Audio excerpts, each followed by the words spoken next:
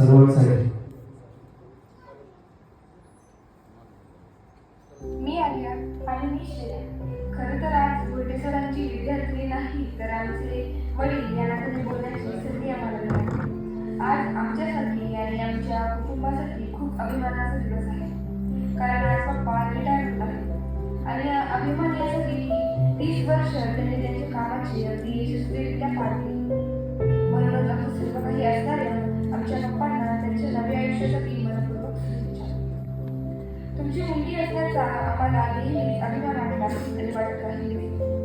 तुम्ही आम्हाला घडवलं, शिकवलं आणि आज आम्ही व दिदी आमच्या यशस्वी दिशेने जे काही पाऊल पुढे टाकण्याचा प्रयत्न करत आहोत हे सर्व काही तुमच्या आणि मम्मीच्या पाठिंब्यामुळे आणि आशीर्वादामुळे.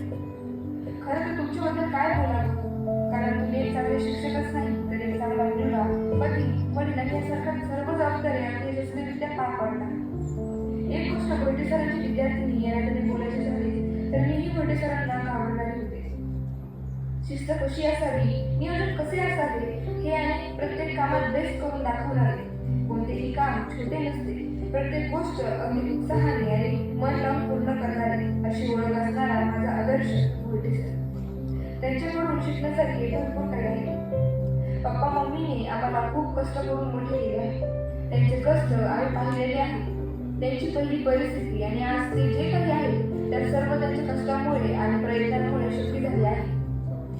पप्पांसाठी शिक्षण म्हणजे त्यांचे सर्वस्व आहे. जो व्यक्ती वर्षभरात एकही रजा न घेता आपले काम हेच सर्वस्व मानणार आहे. कुटुंबापेक्षा शाळा आणि त्यांच्या विद्यार्थिनींसाठी जास्त वेळ काढणारे आमचे पप्पा. माझी शाळा कशी सर्वांची वेगळी असेल यासाठी नेहमी धडपड करणार आहे. प्रत्येक विद्यार्थिनी ही विद्यार्थिनी नसून तर त्यांच्या मुलीप्रमाणे जीव लावणार आहे. शाळेत पाऊल टाकलं की शिस्तप्रिय शिक्षक. मात्र पप्पांचे घरचे रूप म्हणायचे झालेच तर आमच्यासाठी मनोरंजन. कधी आमच्यावर न चिडणारे, आम्हाला हसवणारे, आम्ही कधी रुसल्यावर का गं असं बोलून आमचा रुसवा काढणारे. घरातील कोणतीही गोष्ट फेकून न देता टाकाऊपासून टिकाऊ वस्तू बनवण्याचा हा गुण माझा त्यांच्यातूनच आला. त्यांच्या हातची वांगे बटाट्याची भाजीची रेसिपी तुम्हाला कुठेच मिळणार नाही. बाहेर गेलं की अगदी न चुकता आम्हाला खाऊ आणणारे आमचे पप्पा. त्यांचं आम्ही डॉक्टर होण्याचे स्वप्न आणि ते म्हणतात की आपला एक मोठा दवाखाना असावा हे आम्ही त्यांचे स्वप्न नक्कीच पूर्ण करू. शेवटी एवढंच बोलू की त्यांनी आता त्यांचा वेळ स्वतःसाठी द्यावा आणि त्यांचे सर्व स्वप्न पूर्ण करावे. आरोग्याची काळजी घ्यावी. खरं तर त्यांची सर्वात न आवडती गोष्ट म्हणजे व्यायाम करावा. त्यांच्या आयुष्यातील मोठ्या दिवशी आम्ही येऊ शकलो नाही यासाठी खरंच चालू. जाता जाता 2 ओळी आमच्या पप्पांसाठी. सूर्यासारखी तेज त्यांचे, वटवृक्षासारखी शीतल मन. सूर्यासारखी तेज त्यांचे, वटवृक्षासारखी शीतल मन. विद्यार्थिनीसाठी कडक गोटे सर. आमचे मात्र सुपरमॅन हेच आमचे अमूल्य धन.